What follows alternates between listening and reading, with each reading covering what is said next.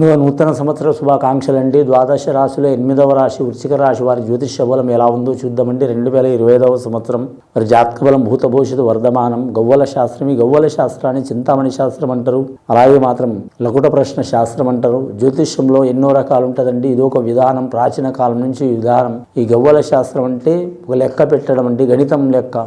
గణితం ఎలా లెక్క పెడతారో అలా గ్రహాల్ని లెక్క పెడతారు. ఏ స్థానంలో ఎలా ఉంటుందో, ఉచ్చస్థానంలో, నీచస్థానంలో. అలాగే ఈ గ్రహం అనేది ఈ రాశి వారికి, ఈ నక్షత్రం వారికి మంచిదా చెడు అనేది యోగబలం ఉంటుందండి. ఏ పని చేయొచ్చు చేయకూడదనే యోగబలం కూడా ఉంటుందండి. చూద్దామండి వీరి జాతక బలం, మకర యోగబలం కరెక్ట్ మాత్రం వృశ్చిక రాశి వారి పేరు మీద చూద్దామండి. 9 గవ్వలు 3 సార్లు వేసి చూద్దామండి వృశ్చిక రాశి వారి జాతక బలంలో. వృశ్చిక రాశి వారి జాతకంలో 4 గవ్వలు పడ్డాయండి. 4వ స్థానంలో శని దాటి 5వ స్థానంలో శని రాబోతుందండి వారి పేరు మీద. కానీ ఫస్ట్ 4 నెలలు చాలా విపరీతమైన ఇబ్బందులు ఉంటాయండి వారి పేరు మీద, ధనపరంగా, ఆరోగ్యపరంగా, కుటుంబ పరంగా, కానీ మాత్రం చేసే పని పరంగా. కానీ నమ్మిన వారి మూలంగా చాలా ఇబ్బందులు ఉంటాయి వారి జాతక బలంలో. నమ్మిన వారు తప్పకుండా వారికి సహాయం చేద్దామనుకునేవారు చివరి టైంలో మాత్రం హ్యాండ్ ఇచ్చే అవకాశం ఉంటుంది. ఇవ్వాలని ఇవ్వరు కానండి, ఆ టైం గడి అట్లా ఉంటుంది వారి పేరు మీద.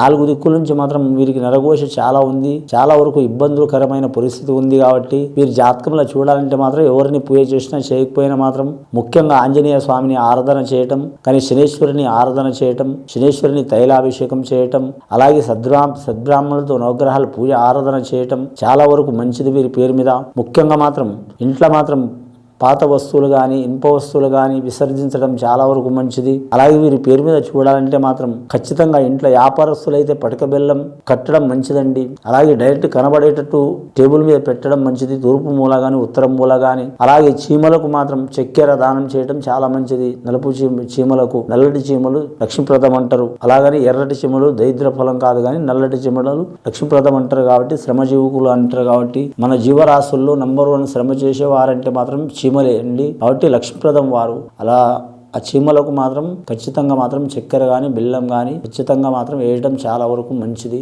కులదేవతని ఆరాధన చేయాలండి, నవగ్రహాలని పూజ చేయాలి, అలాగే శనీశ్వరునికి పూజ చేయాలి, అలాగే కాలభైరుడికి పూజ చేయాలి. చేస్తే చాలా మంచిది. ఇది విని చూసి ఆచరించే వారికి గొప్ప ఫలితాలు కలుగుతాయండి.